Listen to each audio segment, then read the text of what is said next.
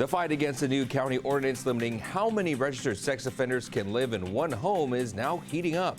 We expect them to comply, and we expect them to monitor the people they have in there. Fresno County has passed an ordinance that violates the state constitution and therefore should be repealed.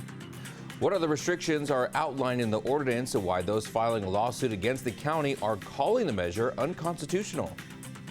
The safe return of Nancy Guthrie now a top priority for officials working the case as the search stretches into week 2.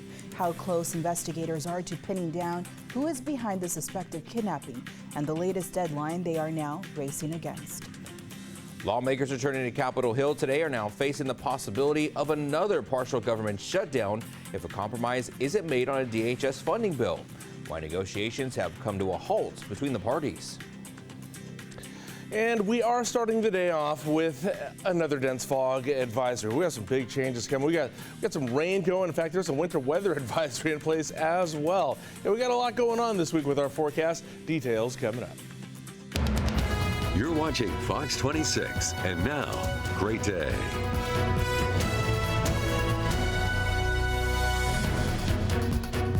Good morning. We begin this hour with a live look at the silhouette of El Capitan with a slight view of Half Dome in Yosemite National Park, where today's high in Yosemite. It's expected to reach 57 degrees to get your week going good. Monday morning, I'm Carl Cook. Good morning. I'm Christina Rodriguez. Liz Gonzalez is on assignment today. And I'm Justin Willis. Thank you for joining us. Sorry to cut you off. Good morning. Happy Monday. Happy Monday. I know. I'm either excited to start the week or I'm just... You excited to talk about that fog again? Yeah. I'm like, really, again? It's back? Yeah. Actually, I don't think it's going to be as bad as what's being called for out there. So we'll take a look at that. We do have some visibility issues in some places here, but we'll track all that for you as the morning goes on.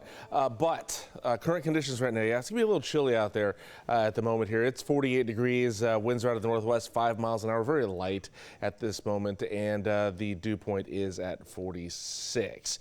Fog might creep in as the day goes on, but we will track that for you. Otherwise, it is going to be cloudy out there today ahead of the system moving in. And we're going to be in the mid-50s really throughout the day, as you can see here, with 5-mile-an-hour winds, 54 at 10, 55 at noon, and 56 at 5 o'clock there. So, rain coming in. It's our next weather maker here. Yeah, something besides fog, actually, to get us going here. I'll give you all the details and let you know how much fog and how much rain we're going to get. An investigation is now underway after a vacant building on Blackstone and McKinley Avenues caught fire. That fire started just after 7 yesterday evening. This marks the second vacant building fire in the area following the nearby Carl's Jr. that caught fire January 28th. Fresno fire crews arrived on scene just 4 minutes after receiving the call. Fresno City Fire says the properties are believed to be owned by the city of Fresno and were set to be demolished soon. The fire took place parallel to railroad tracks that caused railways to be shut down temporarily, but there have now since been back online. No one was hurt, and crews are working to learn what caused the fire, but the battalion chief says there were no power or gas lines connected to the building. A driver is recovering in the hospital this morning after crashing and being thrown from his truck. It happened yesterday afternoon around 4:15 on Jensen and Temperance Avenues. It's unclear how the crash happened, but CHP does tell us the driver was under the influence when they crashed, throwing them out of the truck. We're told the driver was not wearing a seatbelt either, and it's unclear what their condition is this morning. The Merced County Sheriff's Office is working to identify a woman's body found in the Delta Mendota Canal yesterday morning, and this is the same canal where a 21-year-old woman and 3 other people crashed just last month. The canal is near Whitworth and Cottonwood Roads. The recovery appears to be 7 miles away from a crash that happened on January 28th involving a 21-year-old woman identified as Lupita Zuniga and 3 others. 3 people were able to get themselves out, but Zuniga is still missing. The sheriff's office says while investigators are hopeful that Zuniga has been found, the identity of the woman cannot be confirmed at this time. 3 registered sex offenders in Fresno are now suing the county over a new law that limits how many sex offenders can live in one single-family home. The law took effect just 3 days ago. It prohibits more than 6 registered sex offenders from living under one roof. The 3 registered sex offenders now calling the law unconstitutional. In their lawsuit, they claim it conflicts with state law and violates the California Constitution. We ask that the court issue a judgment declaring that this ordinance is preempted by state law and violates the state constitution. Eventually we believe we will be successful. We're not requesting a temporary restraining order at this time. The ordinance imposes several restrictions, including prohibiting a property owner or responsible party from allowing more than 6 registered sex offenders to live in a single-family home, limiting such homes to no more than 6 beds, and preventing more than 6 unrelated people from living together in a single-family dwelling occupied by 1 or more registered sex offenders. The 12-page lawsuit alleges the board's ordinance violates a sex offender's right to live, work, and move in the state. The county, though, is standing firm, saying this ordinance is about public safety.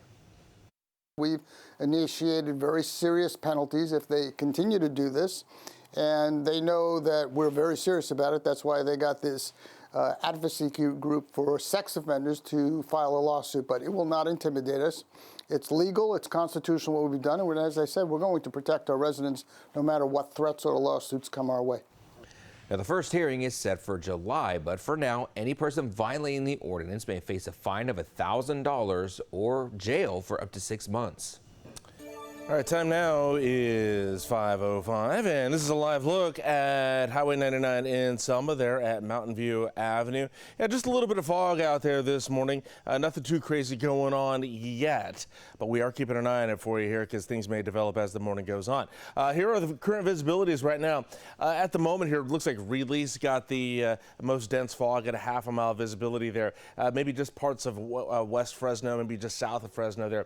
We're looking at some visibility issues there. Otherwise, Fresno proper about 3 miles visibility. Everybody else is looking okay right now. But again, we'll keep an eye on this for you and let you know about any developments there. But as far as foggy day schedules here, nothing yet. But if you do have a foggy day schedule to report to us, you can always do that by going to KMPH.com, hit that drop-down menu, you go to weather, you click on school closings and submit your information or view your foggy day schedules there. All right. We do have a foggy day schedule, though. Doesn't look like much out there right now, but dense fog advisory, and it does go from Kern County all the way up to Merced County in effect until 11 o'clock this morning. We'll see how that fog shapes up. Maybe this gets pulled early, but as of right now, you can expect dense fog. There was an advisory for the entire valley. Another advisory that you want to know about, and this is our next weather maker. Winter weather advisory for the Central Sierra Nevada mountains here, and this one goes into effect tonight at 10 o'clock and will last all the way until Wednesday afternoon at 4. This is for the elevations above 6,000 foot. You're looking at 4 to 18 inches of snow up there, 40 to 50 mile an hour winds. It looks like the heaviest of this snow is going to happen on Tuesday there. Travel could be difficult during those hours, so just keep that in mind ahead of the system moving in. So here's the satellite picture. We do have a lot going on here. Yeah, high pressure out over 4 corners. Okay, troughing here to either side of us does create the possibilities for fog for us this morning here. But we got a couple areas of low pressure here, creating a little bit of instability here. Low pressure coming in, pushing in this cold front here that's going to drop our temperatures just a little bit here. As it passes over here, it's going to bring with it those chances of rain and snow to the area there. So kind of a bit going on there. Let's try to track some of this rain coming in and snow.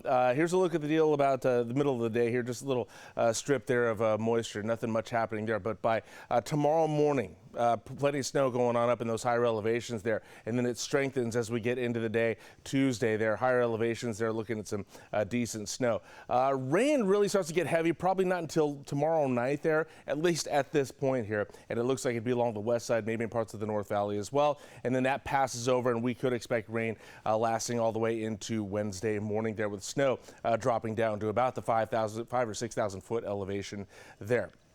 We'll see a little bit continue on the foothills there throughout the day. Wednesday might see a few more sprinkles, but right now looks like Tuesday into Wednesday for this system to work its way in. We do have another chance coming up for you this coming Valentine's Day weekend, and it looks like it'll start working its way in by Sunday afternoon at 4 o'clock there. Could start a little earlier than that, but we are expecting more snow out of this for the Sierra Nevada mountains as well. Valentine's Day looks like you should be fine Saturday, but Sunday looks like the day for our next chance of rain, likely lasting well into the evening there. All right, next 3 days look like this. It's going to be cloudy today and tomorrow. 57 is our high today, 20% chance of rain tomorrow. It works its way up to a 60% chance of rain. It's like a late Tuesday into Wednesday morning there. And then we're back in the 60s there. 64 tomorrow and 63 on Wednesday, 40s and 50s overnight. Up next, we'll take a look at the highs and lows for today across the rest of the valley. The countdown is on for lawmakers on Capitol Hill to avoid another partial government shutdown by week's end. Why politicians from both sides of the aisle say negotiations are now at a standstill. And as the search for Nancy Guthrie enters day 9 this morning, efforts to bring her home are intensifying. What details are now being shared about the ransom demands for Guthrie's safe return? And now we have a live look at the Sundial Bridge in Redding, where the time is 5:09 and 44 degrees there right now. You can find new headlines and the weather forecast on your screen all morning long, even through the commercial break. Hi, I'm Monty Torres with Fox 26 News on YouTube.